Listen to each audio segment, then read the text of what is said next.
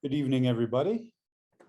My name's Andrew Robley, and I'm the president of the Preservation Association of Central New York, or PACNY. And I'm happy to welcome you to tonight's program.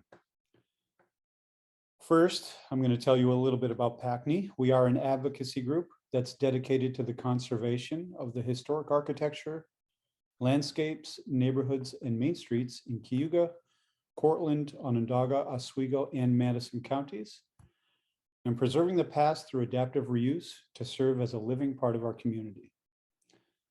PACNY works for policies to better protect historic sites and for programs and incentives to aid in their preservation and improvements to the federal and New York State rehabilitation tax credit programs. Within PACNY's 5-county region live over 750,000 people, more than Wyoming, Alaska, Vermont, or South Dakota, and includes portions of the ancestral homelands of the Tuscarora, Onondaga, and Cayuga nations. Our region includes 10 National Historic Landmarks, over 430 individual properties and districts listed on the National Register of Historic Places, thousands of National Register eligible properties, and countless historic resources yet to be identified and surveyed. So I'm very pleased and happy that the Crowd group agreed to come present to us tonight. I won't say too much because I'm sure they have a great introduction for themselves lined up, but I would like to say that PACNY is one of the founding organizations in the Crowd working group, and we are proud to be so. Tonight, our panelists, who are all members of Crowd, will discuss their collaboration and goals along with their research and advocacy efforts. And our presenters include Brian McCracken, the Historic Preservation and Neighborhood Planner for the City of Ithaca, Jenny Minner, Associate Professor, City and Regional Planning and Director of Just Places Lab at Cornell University, Gretchen Worth, who is a Project Director at the Susan Christofferson Center for Community Planning in Ithaca, and Christine O'Malley from Historic Ithaca Incorporated. And with that, I would like to hand this over to, first, let me back up. A little bit of housekeeping. I'm going to ask everybody to remain muted until the end. And if you have a question, raise your hand with the little reaction button at the bottom of your screen. And after the presentation, I will get to everybody's questions who has their hand raised. And with that, I will hand the presentation over to Crowd.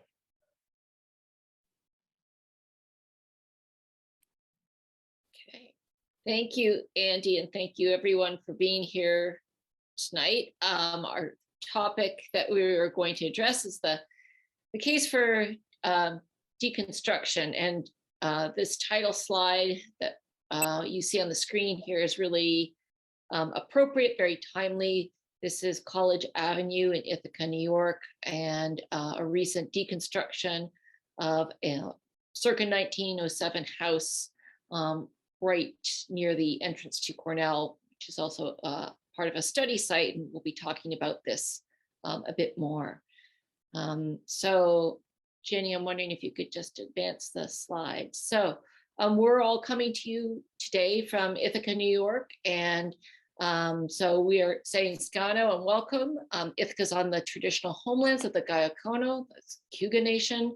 The Gayacono are members of the Haudenosaunee Confederacy, an alliance of 6 sovereign nations that includes the Onondaga Nation as well, with a historic and contemporary presence on this land. Confederacy predates the establishment of Cornell University, New York State, and the United States of America. So we acknowledge the painful history of Gayacono dispossession and honor the ongoing connection of Gayacono past and present to these lands and waters. So my name is Christine O'Malley, and I work for Historic Ithaca. And we have a reuse and salvage store that's called Significant Elements. Some of you might be familiar with it. You might have visited, might have seen our Facebook page or Instagram, and might have even purchased something from us. So salvage and reuse is a really important core component of our philosophy And our store also serves as a job training site for job readiness. We have a work preserve program that operates out of the store. Next slide, please. So CROWD is stands for Circularity, Reuse, Zero Waste Development. And it was formed in 2020, formed with organizations and individuals from the Finger Lakes region of New York State, a mixture of people working in historic preservation, architecture, planning, salvage, and reuse. And our founding partners, you could see on the right-hand side, include two important labs in the AAP College at Cornell, so the Circular Construction Lab, the Just Places Lab. Other partners include Cortland Reuse, Finger Lakes Reuse, Historic Ithaca, PACNY, of course, Susan Christopherson Center, many municipal stakeholders and participants, including the City of Ithaca, and Brian McCracken is representing them tonight, and many wonderful graduate students. We are definitely benefiting from the very active engagement and research and participation from many graduate students from Cornell University. So our goal is to work in 4 different areas to achieve a more equitable and resilient built environment. And you can see sort of the core things that we are working on, all emanating from the emphasis on climate resiliency and action and dealing with existing buildings, and thinking about deconstruction as an important part of the sustainability wheel and circular economy. So one of our areas that we work on are community engagement efforts, like we're doing tonight, presentations, conference presentations, policy and practice recommendations, which we hope will lead to green jobs and skill creation as deconstruction becomes a more common practice and accepted practice, and also a lot of research and resource development. A number of tools have already been developed in the short time that we've been together. Next slide, please. So one of our motivating forces in creating CROWD was the destruction and demolition of this building here, which is the Chicona block right at the entrance of Cornell University. And it was brought forward to Ithaca Common Council with Brian's cooperation and the ILPC, the Ithaca Landmarks Preservation Commission, for designation. It was recommended for local listing designation. It's an early commercial block building that was actually built by the Chicona family, a Greek-American family who opened a number of different services and businesses, including a sort of confectionery store and a cafe in Ithaca. And we had attempted to landmark this building, and unfortunately at Common Council, it was defeated in a tie vote, with unfortunately the mayor casting the deciding vote, and the local designation was denied. So in the wake of that loss of a designation, we turned our attention to salvage of material from this site. And one of the frustrations was that we had been working for a long time and trying to communicate with both the developer and the design team about getting into this building. And it was very frustrating. It was sort of a prolonged experience. And we had to do everything sort of very last minute. We were able to salvage stained glass windows, doors, a lot of chestnut paneling, but we only had, I would say, hours to do all this.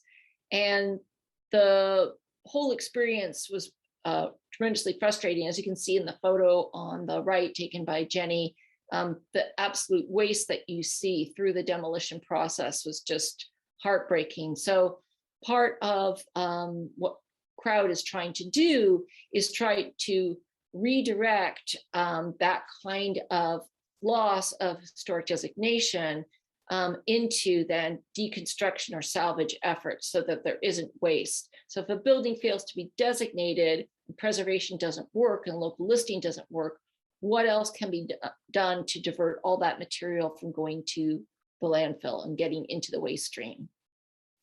Next slide, please. So one of the things that we have been focusing on, and you can see there on the right, you can see the chestnut that came out of the Chicona block, and also some interior columns that were brought to our significant element store.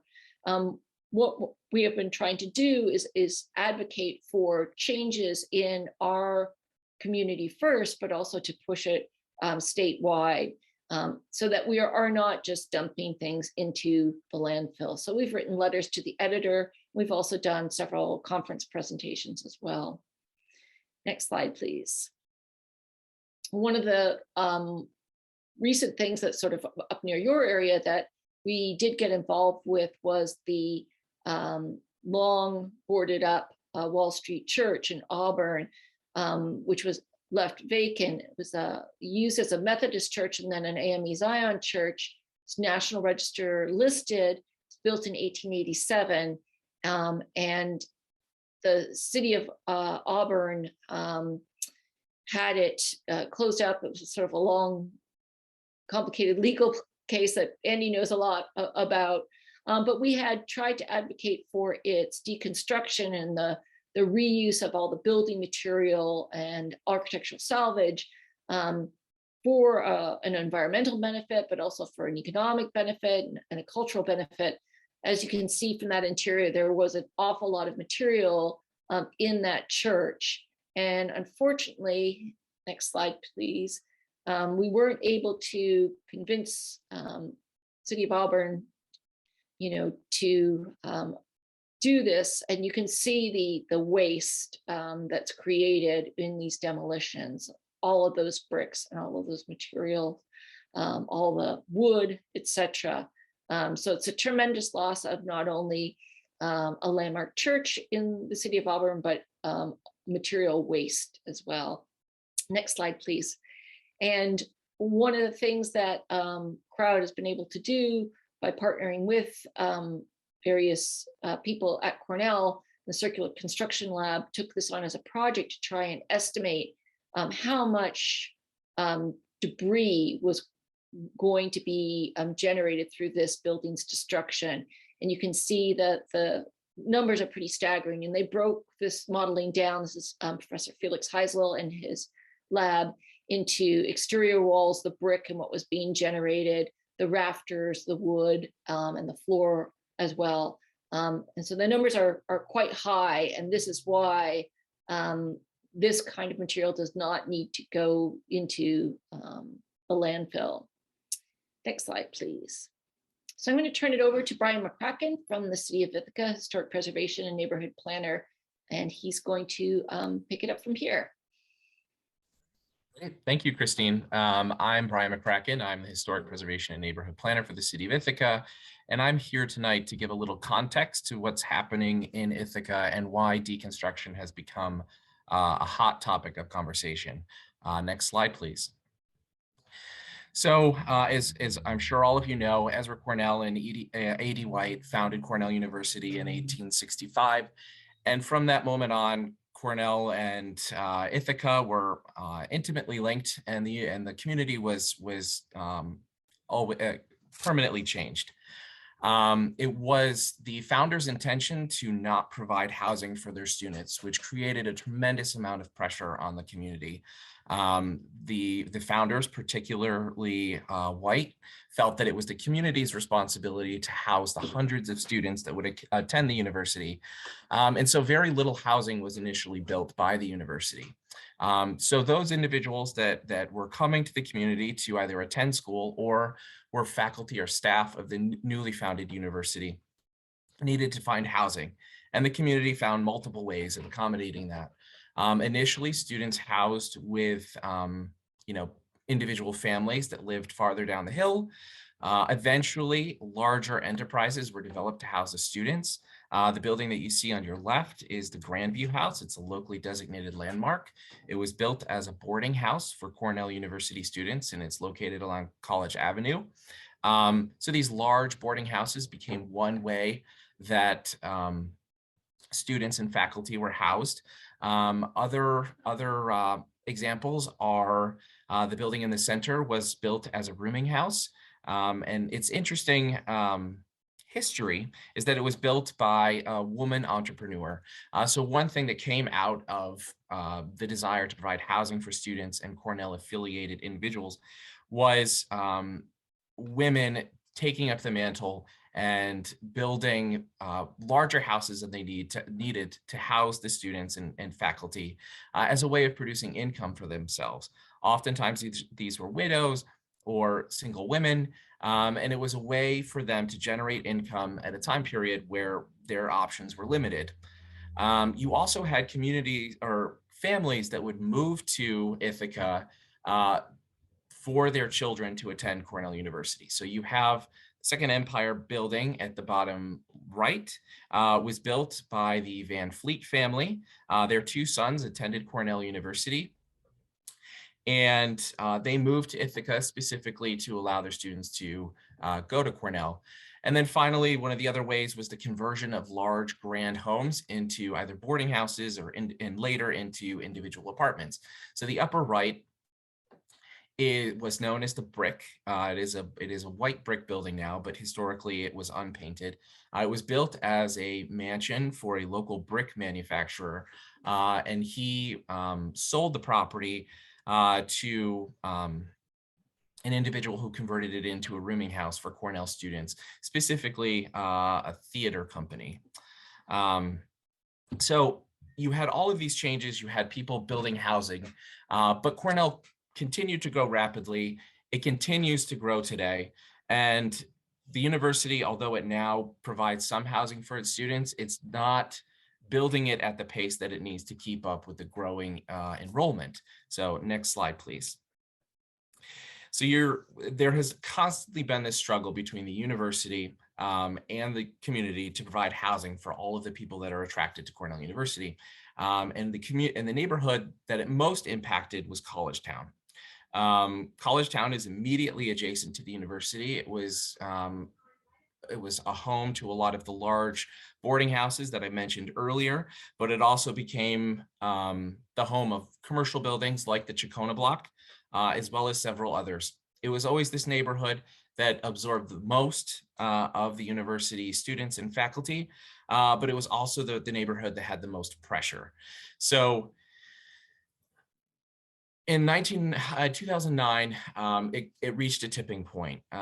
The desire to have housing in College Town was a major priority because the students that needed housing were creeping out into the single family residential neighborhoods. More and more properties, individual single family homes, were being purchased by either developers who were converting them into apartment buildings, or pretty often they were purchased by parents who were then renting them to their students and their friends. So it's eroding these single family neighborhoods around the university. And so in 2009, to kind of combat this issue and bring people back into College Town and students back into College Town, the city passed the College Town plan, which called for greater density in College Town, which is a narrowly defined neighborhood. It's roughly 4 square blocks, where traditional single family homes had been built and then later converted into multiple apartments. These areas were upzoned to allow for greater density and height. But it also created this idea that, the buildings that were there would be demolished and the sites redeveloped. There was a strong component of the plan was to identify historic resources worthy of preservation. And you can see the reconnaissance level survey that was prepared by a local historian and a member of Common Council. Some of the resources identified in that plan were designated. The Chicona block, which was mentioned earlier, was one of them. And Jenny will go into a little more detail about that later. But there was an emphasis on identifying historic resources, but also the understanding that there were resources that were not eligible for designation, and those sites were likely candidates for redevelopment. In 2015, the city expanded their vision for greater density in the city as a whole by passing the Plan Ithaca, which was the comprehensive plan for the entire city, which again called for greater density, not only in College Town, but in the downtown core. And so both the comprehensive plan and the College Town plan have generated a tremendous amount of development in Ithaca. And that development is influenced by by the demand for additional housing in the city. Next slide, please. One of the areas where that demand is most evident is in the College Town Terrace project. This was started in 2011, shortly after passing the College Town plan. And it, in numbers, it represents the demolition of 19 properties that were likely eligible for listing on the National Register. And the development of over 600 units and over 1,200 beds of housing. And so the images that you have on the left is a 1919 Sanborn map showing the 19 properties that were demolished. The building that is circled is the City of Ithaca Hospital. I'm doing fine, Lena. Can you please? Thank you, Lena. Can you go find Mom, please? Lena, I'm in the middle of a presentation. Can you go find Mom, please? Lena, please. Sorry about that. So the building that's circled is the former Ithaca Hospital, and you can see the red tile roof in the image on the right. The other buildings that you see are the major apartment complex that was built after the 19 properties were demolished. And this is representative of what's happening along College Avenue today. All of the single family homes that once lined the streets are now being demolished and redeveloped into 6-story buildings, and if one project moves forward even higher. So what's important about the College Town Terrace project is that it really started the conversation in the city of Ithaca about construction waste and deconstruction.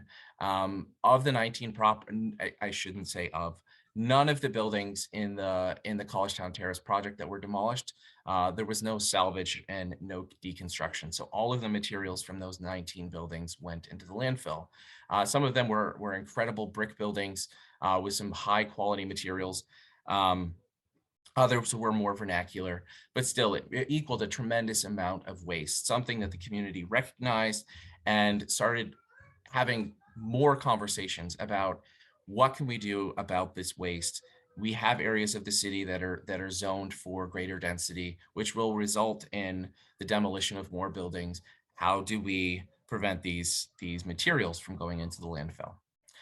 Next slide, please.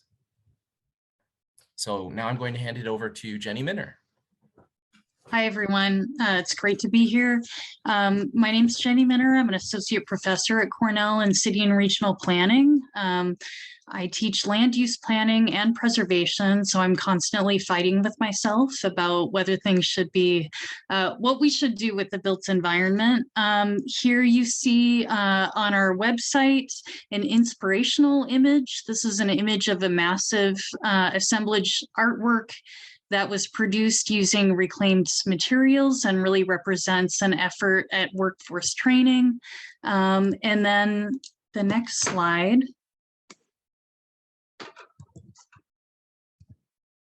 Oh, things are freezing for me.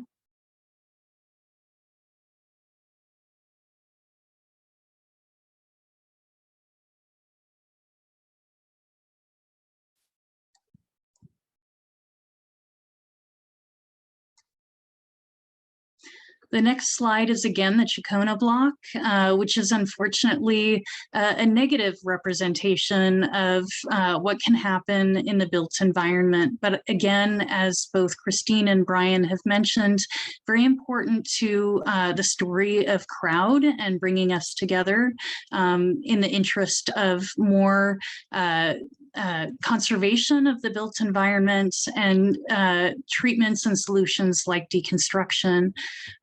So here again, we see an image from the Chicona block.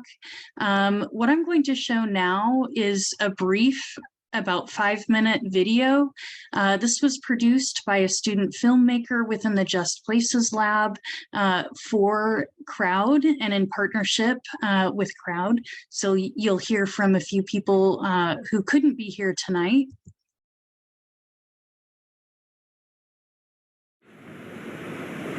Construction waste is so much more of an issue than people would think. Municipal solid waste, the waste that you take to the curb, is really kind of insignificant compared to construction waste. We have now grown very sensitive to how many plastic bags do we use, or how do we live our life, do we drive an electric car or not. But then there is the built environment, which is this sort of black box to many of us, which in the end, if you look at that pie chart, right, is the biggest emitter of emissions. I mean, the built environment has been really overlooked in many ways. There's a sort of blind spot when it comes to retaining materials and the value and skills and invisible but very important labor that goes into maintaining our cities. The most often used definition of a circular economy is that it is an economy that is restorative and regenerative by design, that keeps the highest utility and value of all products, components, and elements at all times. While this is a fantastic global aspiration, and all of, or most of the conversation that is happening right now is on this very global level, like a country should do this. It is extremely difficult to then apply this thinking locally because it is so different from context to context. There were about 17 buildings that were and still are slated for demolition here in Ithaca. And as a preservationist and as a professor who teaches land use planning, I was concerned about both what would happen to those existing buildings and what would be developed in its place. Professor Minner and I intersected. We quickly brought in the Christofferson Center, the Susan B. Christofferson Center for Community Planning, and started to have those conversations about what about reusing, what about repurposing, what about existing buildings and climate retrofit as well. And Crowd, which is circularity, reuse, zero waste development, developed out of that. Our goals essentially are to inform and support local policymaking. On the one hand side, simply providing necessary data. There's very little data available about local construction. And so our lab and Crowd is working on resource guides or simply the provision of foundational knowledge, right? The Salvage and Deconstruction survey, the S&D survey, is an audit of the materials in a building. It works very much at the same stage as any kind of survey that would happen for currently demolition. So that includes like hazardous materials surveys as well as like structural surveys. We have been looking at various spatial statistical ways of analyzing the distribution of building permits to really understand how those are a part of urban processes of change. If you look at any community, anywhere you go, I think people are really interested in authentic. So that's number one factor. If you look at how the next generations seem to be talking and saying, they're very interested in the reuse world. They are really concerned about the planet. So you have to make sure that like all of those things are connected. I've always been interested in what's been titled as upcycling. And it's because I find history really interesting. And as I've gone into architecture, there's architecture history, but there's also a history of our building materials. It's an act of creativity. It's an act of maintaining that historical artistry and technology and embedding it into our ongoing lives. So I think it's an act of cultural heritage. And when you do that at a much bigger scale, on the scale of a whole city, a whole district, a whole community, or a whole region, it's really got to change the way that we design and preserve and construct. I think that's really exciting. I think it can lead to new jobs and new skills. I see crowd as this participatory action research in which all of the actors that are involved, all of the individuals and organizations bring a lot of energy and excitement to this question of how do we do things really differently? And I should continue to play the video for all of the people who have contributed to the video. And there are many partners who aren't yet represented in the video. So this is the Just Places Lab in conjunction with the Circular Construction Lab has been aiding to pull together visualization, to pull together a building deconstruction policy that I'll talk about very briefly, and you're welcome to ask questions about. And as the video mentions, looking at demolition, spatial analysis of the demolitions that are going on in Ithaca. And these are other examples of gathering stories of demolition. We've held a focus group with the city of Ithaca and the town of Ithaca to understand the demolition process in order to pull together a deconstruction ordinance. This is a packet of information that we are pulling together that can aid. It has a draft resolution. It has a model deconstruction ordinance with key components to consider, and information about incentives and what other local government ordinances have been adopted in North America, including from Portland, Oregon, to Palo Alto, to Vancouver, BC, and other communities who have adopted, like Pittsburgh has an executive order. Felix Heisel couldn't be here. Of course, the video speaks to the contributions of the Circular Construction Lab. I'll go through here and see what we might have missed. In the video, Felix would say that over 50% of global material extraction, over 40% of greenhouse gas emissions, and over 50% of waste that goes into landfills is produced from buildings. Again, the video mentions the Toolkit for salvage and deconstruction surveys. So they've been working on technical work to understand the components that can be salvaged and deconstructed. That includes sort of iPad style survey and laser scanning. They've done some work. They mentioned Auburn was mentioned earlier, but also in Ithaca looking at the components within several case studies to understand the embodied carbon that can be saved through salvage and deconstruction. And these are additional images.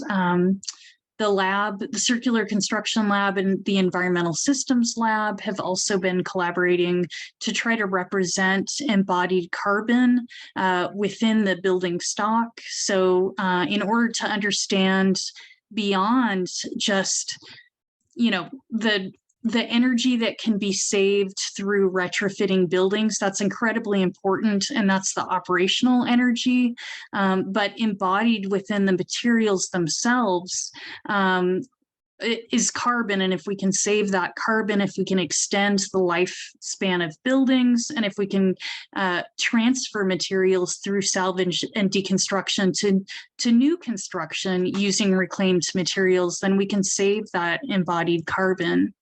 And this is a screenshot of a tool produced by the two labs. I guess I'll say a little bit more about my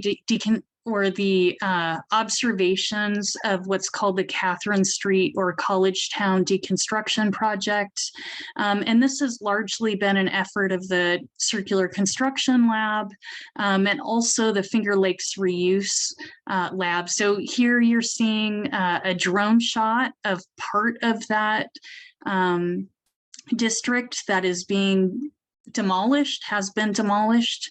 In the video, I think I said 16. The proposal has changed. The numbers have changed, but I believe it's now 11 buildings that have been demolished. One of those has been deconstructed. But it's despite the fact that only one has been deconstructed, there has been an incredible community effort to salvage materials. So I like to, there's a really faint rainbow here over one of the buildings that was salvaged and then demolished, but it's important. So these are shots of this process of salvaging as much material as possible before these houses are demolished and the rest goes to landfill. This is Diane Cohen here on the left, the executive director of Finger Lakes Reuse, who has really been leading this effort to bring volunteers to the site to help salvage as much material as possible. I was there on site and it was really an incredible process. It was really fun to see so many people involved.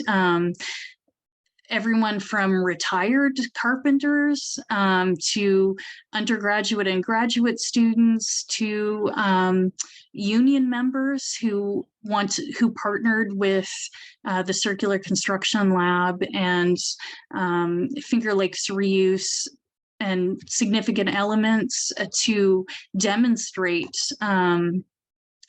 the value of salvage. I mean, it does involve skilled labor, and again, it can produce many jobs. And I guess the last thing I'll say before handing it over to Gretchen, who can, I think, speak much more eloquently about this case study, but I wanted to return to that idea of the deconstruction of the AME Zion Church in Auburn.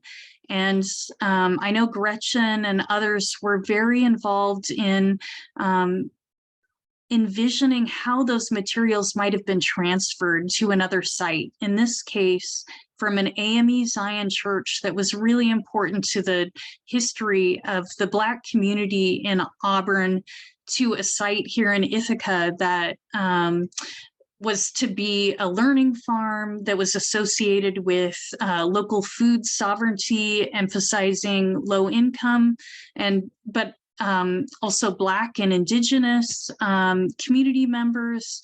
I mean, a really incredible vision. And so what if we had this opportunity where when we can't save a building as a landmark, to really transfer and really symbolically honor that history, and as well as the embodied carbon that it represents. So with that, I'm going to turn it over to Gretchen Wirth with the Susan Christopherson Center. Thanks, Jenny. Yes, so I am the project director of the Susan Christopherson Center for Community Planning. We're a relatively new statewide institute working with communities and organizations on planning issues at the intersection of climate resiliency and the built environment. And we are proud to be one of the founding members of CROWD, as well as everyone here on the presentation today. Next slide, please.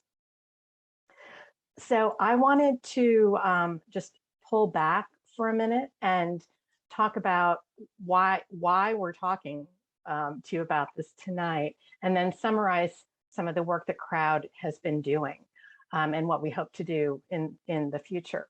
So this idea of building waste, CDD, construction and demolition debris, it's an enormous, enormous waste stream, as has been noted previously. So we generate in this country alone about 600 million tons of it every year. As mentioned in the video, that's twice the amount of the garbage we throw away every day, and it is the largest component of our landfills. Most of this waste, the vast majority, is coming from demolition. Yet, as you see on the left, if we were to deconstruct these buildings, these pieces of infrastructure, upwards of 80% of those materials can be reused or recycled. So as we've heard many people in the deconstruction sector say, it's not waste, it's just wasted. Next slide, please. And so CROWD has been working for about a year and a half, and it's a really interesting, diverse network. The people involved bring a lot of different skills, a lot of different resources, a lot of different approaches and views about the built environment. But we're very consistent in and united in how we work together. So we meet regularly, we meet twice every month, and we have smaller groups that meet off to the side as well. So we have a very active policy task force and an engagement task force, and others, as necessary. And then often we partner with each other on specific initiatives. So there are a couple of us who over the past year have been reaching out to our state officials. The deconstruction project that we've mentioned on College Avenue in Ithaca, as Jenny mentioned, was really driven and led by Finger Lakes Reuse and the Circular Construction Lab, with support from other organizations as well as other CROWD members. We all have a lot of different resources and networks that we're sharing with each other, information so that we're learning as well as we go. And then student capacity. So we do, as has been noted, have some amazing students who have worked with us, who continue to work with us. And we really try to coordinate all of everyone's different student interns and so on, so that they're working toward the greater goals that we're setting for CROWD to accomplish, and then sharing those research outcomes. And we would invite, we're always interested, people who want to join our network, whether it's one time to share their work, to come occasionally and observe and be part of our conversations, or to become a regular ongoing involved partner with CROWD. Next slide. So as had been mentioned very early in the presentation, there are 4 main areas that we work in. The education and engagement piece of that means that we've created a lot of resources over the past year. The video that Jenny showed, there are more videos in the works, op-eds, letters to the editor. The guide, the New York State Deconstruction Resource Guide, is available for any of you who are interested to download. You can get it from the Christofferson Center website, christoffersoncenter.org. We're working on another resource guide specifically for local governments and how they can better address issues of waste diversion and deconstruction. We obviously love to speak at conferences, but also to attend them and learn what's happening in other municipalities. We hold stakeholder focus groups, information sessions. We've been forming some partnerships with relevant organizations, which I can speak to in just a moment. And then it was very exciting, as Jenny mentioned, this the College Avenue project had upwards of 60 volunteers over the period of a couple of weeks who came on site, hands-on deconstructing, and were really able to see for themselves the value of the materials in those buildings, the effort that was going in to divert that waste, and really seeing the economics of it, the environmental impact that can have in a positive way. And it was used as a kind of job training site for a local labor union. And then we will be having a CROWD exhibition about deconstruction in downtown Ithaca, May through August. And so if you're in the area, we would invite you to stop by. Next slide. Excuse me. We're also interested in how deconstruction can play an important cornerstone in equitable green workforce development. And so, as you can see, as these photos on the right allude to, a deconstruction job really has a multiplier effect in terms of job creation. And so there may be deconstruction work literally on a site, but then as a result of that deconstruction, there are jobs that are created in transportation, in warehousing, in assessment of the materials, in retailing of the materials. And so there is this ripple effect in terms of the job force and the workforce that it can create. We're investigating ways that deconstruction could encourage the creation of entrepreneurship programs for BIPOC community members, talking to some of our assembly members in New York State about potentially advocating for funding, incentive funding, and other funding that would go toward workforce development around deconstruction. So this is a big piece of the efforts that CROWD is involved with. Next slide. And then as has been mentioned, the policy part of this is really critical. And we are currently working with the city of Ithaca in terms of a deconstruction ordinance. Over the past year, we as CROWD members and a lot of the students who've worked with us have been collecting as much information as we possibly can on other local governments in North America who have deconstruction ordinances or who have waste diversion requirements of some sort, who have introduced incentives, who have worked on data collection that can help in their decision making. And so really trying to collect as much of that information as we can, parse through that, analyze that, think about what has worked in other places and how that might be relevant to the communities in New York State that we hope will adopt some kind of ordinance or on deconstruction or waste diversion. Next slide.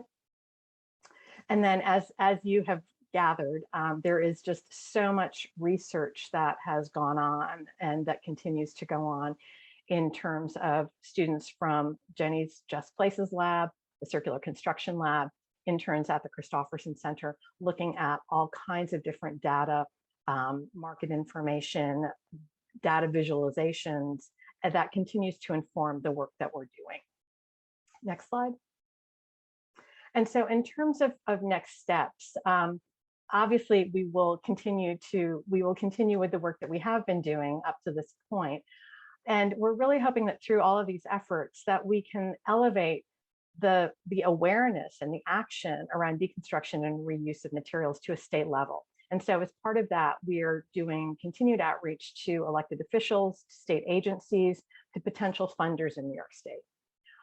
We're also expanding our work with local governments. And so hopefully being able to help support their efforts to introduce incentives, gather data, pass ordinances. And as has been mentioned also, the data that exists on construction and demolition debris is elusive. In some cases, it's non-existent. And when it does exist, it's really pretty poor quality. And so one of the things that has been discussed is working with relevant agencies to see how we might be able to improve both the quantity and quality of data around building waste. We hope to continue to form state and regional partnerships with organizations. An example of that is an informal partnership that we currently have with the Land Bank Association of New York State. There are about 24 land banks that are members of this association. Over the past 6 years or so, they have collectively demolished 1,200 properties.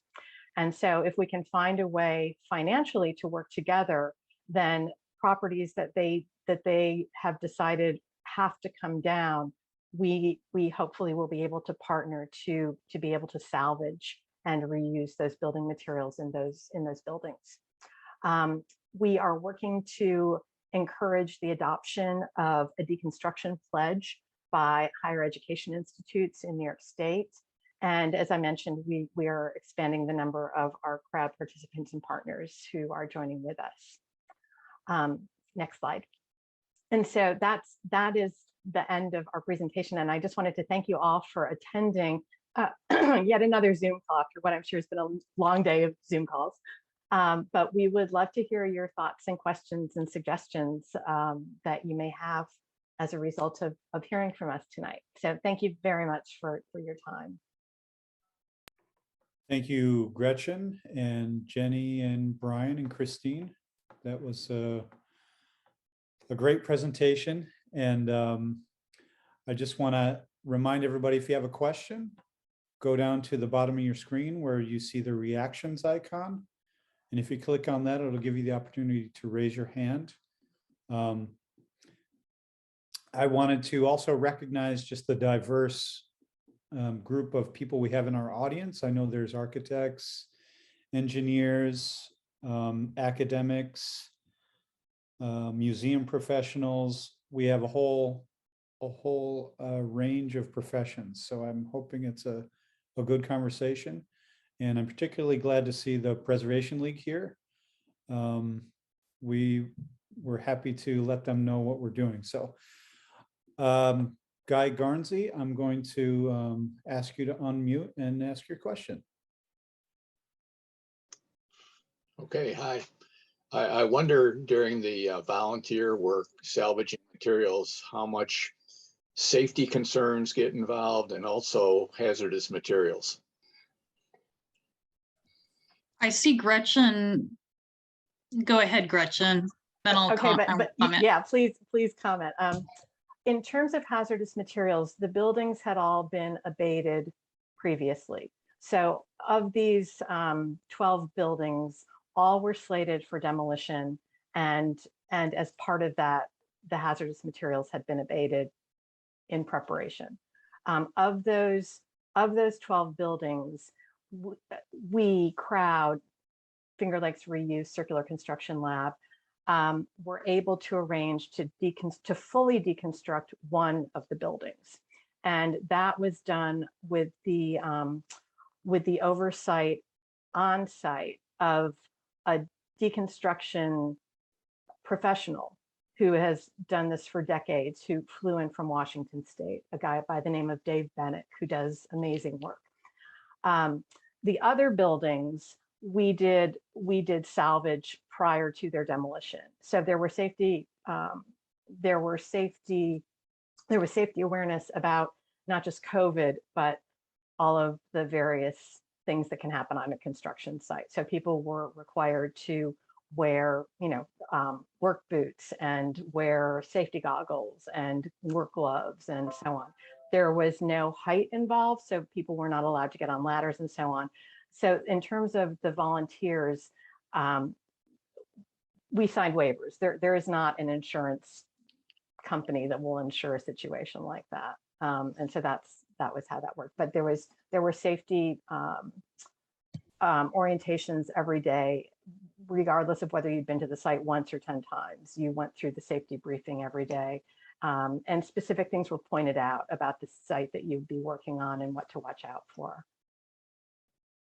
I don't know, Jenny, I probably left some things out. You covered everything. I would just say with emphasis, the way that Diane Cohen trained all of the volunteers and worked with them so carefully, giving that safety training every single day, it was remarkable. And it is pretty heavy labor, and there was a range of construction skills among volunteers. But it was done very safely, and I think it was a wonderful learning opportunity for many people, and an opportunity to give back to the community. I guess the only other thing I would say is that there have been studies that show that deconstruction is much better for the surrounding community in terms of public health benefits, because materials are so carefully abated, and deconstruction is a much more careful process than just your regular mechanical demolition. So there are regulations for mechanical demolition, but studies have shown that deconstruction has other public health benefits because it's done in such a controlled manner. So often you see safety and liability issues just becoming insurmountable roadblocks and things. So I'm glad you were able to overcome that somehow.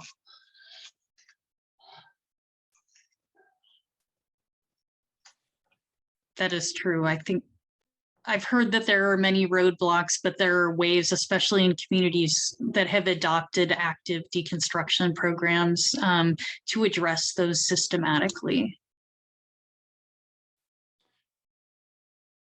I'm wondering if any of you could elaborate more on the blind spot that you referred to, Jenny, in the video regarding C&D waste and monitoring and measuring, and just what the state of that is or lack thereof.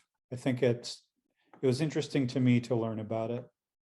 Yeah, I mean, when I was speaking about the blind spot, in terms of often the general public isn't always aware of how much care and maintenance goes into the built environment. So that's one form of a blind spot. Another, as you mentioned, is just as Gretchen spoke about, there's huge gaps in our knowledge and the transparency about where demolition waste goes. I mean, there is some diversion, but and I think Gretchen can speak in more depth since she's been working with student interns who have been trying to track that down in detail. But I would say that the vast majority of the public probably doesn't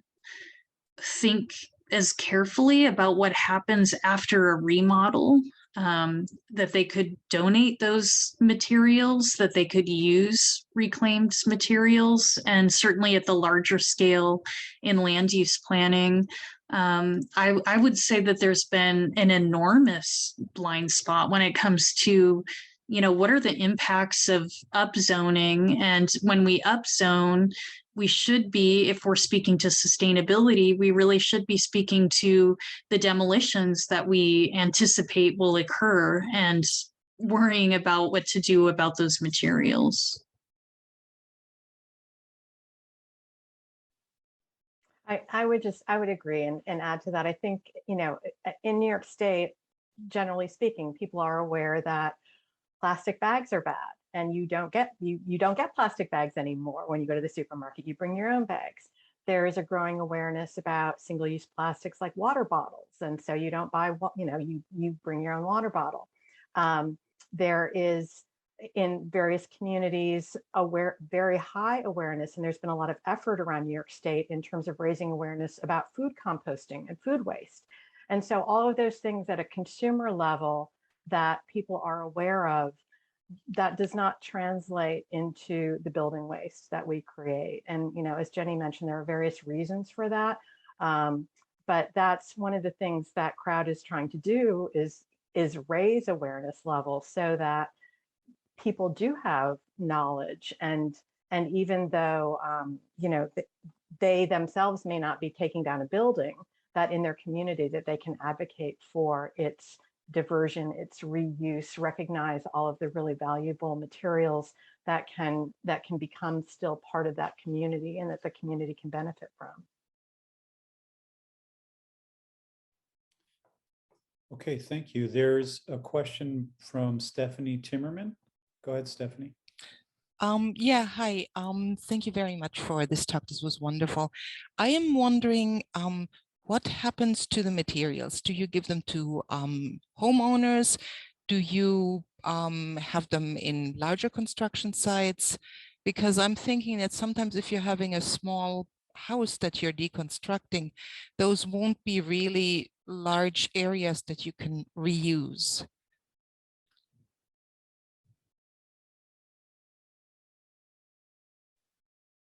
I think we have both Susan and Christine, I think, from Historic Ithaca and Significant Elements can talk about the retail value of this.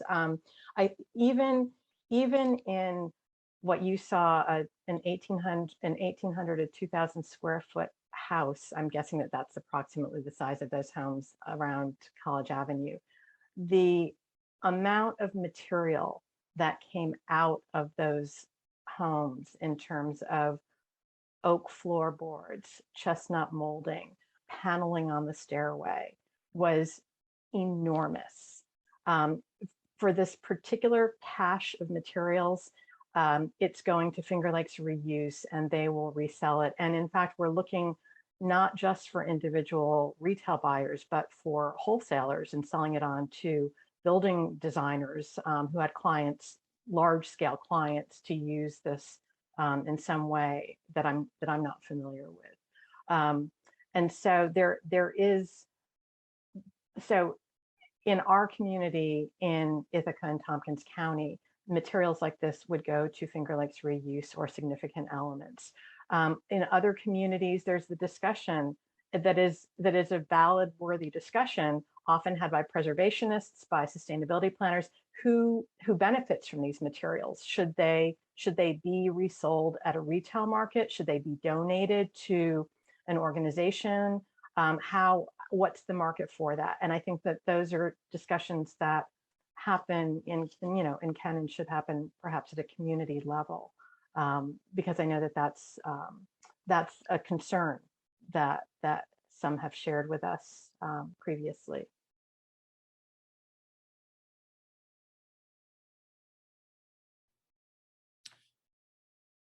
Jenny, do you want to say something? I guess I would also add that if Felix were here, maybe he would talk a little bit about how he's trying to train student architects to design differently. So to, use reclaimed materials in new construction, and also to design new buildings for deconstruction in the future. And he's working with all sorts of sort of sophisticated systems coming from Europe that have to do with material passports. So getting much more specific about where a system where you can track where materials go over time after deconstruction.